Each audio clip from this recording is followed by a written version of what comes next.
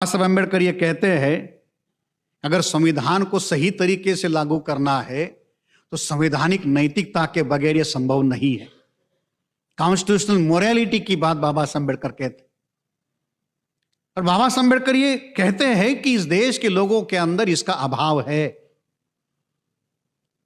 ये अनैसर्गिक भावना हमारे लोगों में है, क्योंकि इस तरीके की भावना इन लोगों में पैदा करनी होगी। और बगैर संवैधानिक नैतिकता के आप संविधान को लागू कैसे करो? जिन लोगों के हाथ में संविधान पिछले 75 सालों में रहा, उन लोगों ने उस संविधान को लागू करने में जो विफलताएं रही या जो कारण रहे, उसका कारण बाबा साहब अम्बेडकर जानते थे। और उसका उन्होंने उनके सामने उनके मुंह पर तमाचा मारते हुए कहा। जब संविधान सभा में बाबा साहब अम्बेडकर ये बात कहते हैं तो वहां संविधान सभा में बैठे हुए लोगों के सामने सवाल खड़ा करते बाबा साहब अम्बेडकर कि भाई आप लोगों के अंदर इसका अभाव है, इस संवैधानिक नैतिकता का अभाव आपके अंदर है और उस संवैधानिक नैतिकता का निर्माण आपको करना होगा।